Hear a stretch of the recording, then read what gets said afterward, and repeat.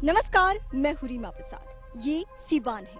सिवान नाम के अलावा शायद कुछ और बताने की जरूरत नहीं है और इसी सिवान को हम अपने नजरिए से परिभाषित करने की कोशिश करते हैं।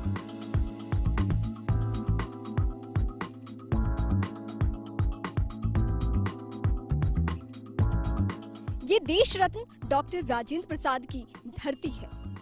यहीं नटवर लाल की जन्मभूमि भी। इसी कॉन्ट्रडिक्शन यानी विरोधाभास के बीच सिवान है।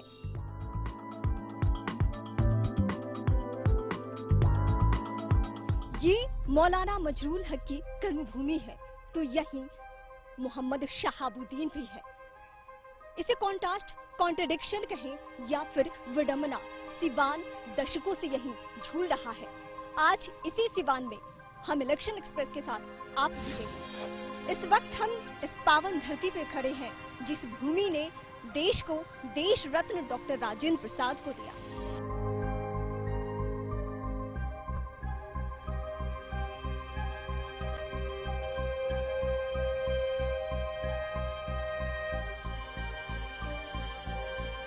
इतिहास के पन्ने पे जिसका नाम स्वर्णिम अक्षरों में दर्ज हुआ है, उसी डॉक्टर राजेंद्र प्रसाद के फिलहाल हम पैतृक आवास पर हैं। ये वही जगह है जहां से उन्होंने अपने जीवन काल के सबसे महत्वपूर्ण सालों को यहाँ पे खूब जिया। आज जो दौर है, आज के चुनावी माहौल में उनके नाम पर सियासत तो खूब हो रही है, लेकिन क्या इस जगह का विकास हुआ है? दावे तो खूब होते हैं कि इसको पर्यटन स्थल घोषित कर दिया जाएगा, लेकिन ऐसा हो ना सका।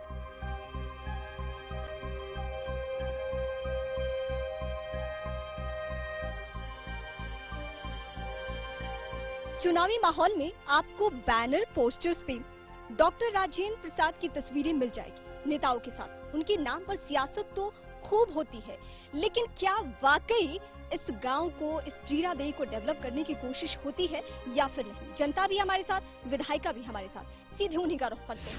सरकार एक में थी तो बहुत हम लोग चाहे जो कुछ हो जाए, लेकिन अलग थलग हो जाने के चलते थोड़ा आ गया। अभी चुनावी माहौल में राजेंद्र बाबू, राजेंद्र बाबू, राजेंद्र बाबू होता है, लेकिन यहाँ आके आपको कैसा लगता है? इस जगह के बारे में तो हम वहाँ पर बहुत कुछ उठाए हैं क्वेश्चन, लेकिन वहाँ वो ख्याल नहीं किया जाता है।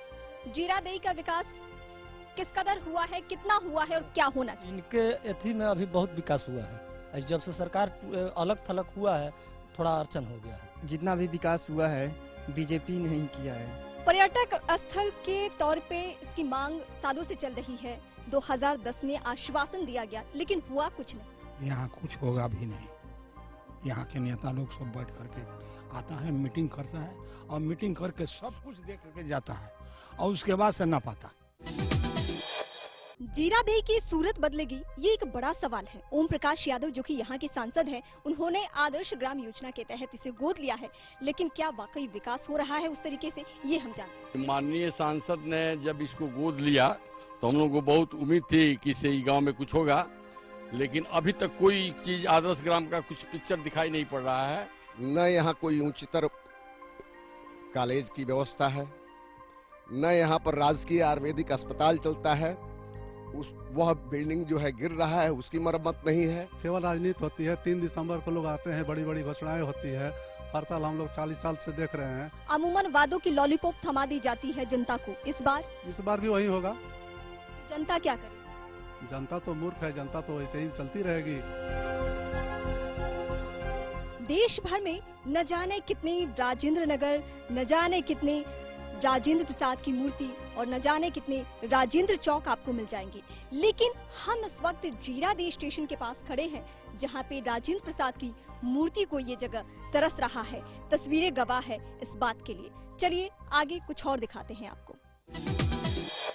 इस वक्त हम खड़े हैं सिवान विधानसभा क्षेत्र के एक ऐसे गांव में, यानी पैगंबरपुर, जो आजादी के 68 सालों बाद भी सरकारी सुविधाओं से महरूम है।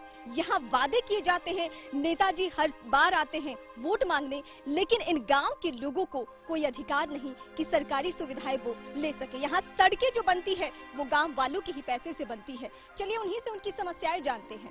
आपको सालों का अनुभव है, हर बार चुनाव में नेताजी, चाहे वो सांसद का चुनाव हो, विधायक का चुनाव हो, आते हैं, वादे करते हैं। सही बात है।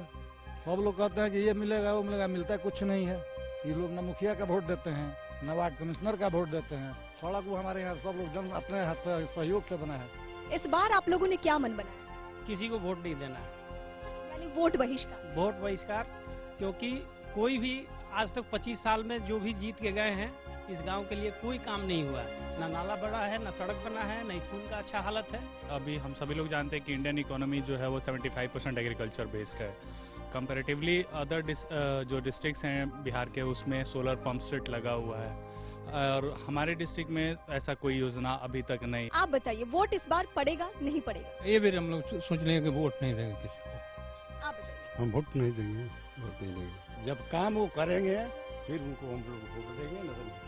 वोट देंगे इस बार? ना, वोट नहीं देंगे। तो इन लोगों में आक्रोश इस कदर है कि ये वोट का बहिष्कार करने वाले। हालांकि देखने वाली बात होगी कि अभी वक्त है, क्या नेताजी इनके पास आते हैं और इन्हें आश्वासन देते हैं। हालांकि आश्वासन तो उन्होंने बहुत बार दिया है, लेकिन इस बार क्या कुछ होगा ये देखना बड़ा दिलचस्प होगा। लेकिन पैगंबरपुर के जो लोग हैं उनके मन में बेहद इस बात का टीस है कि नेताजी हमेशा उन्हें छलते रहे हैं।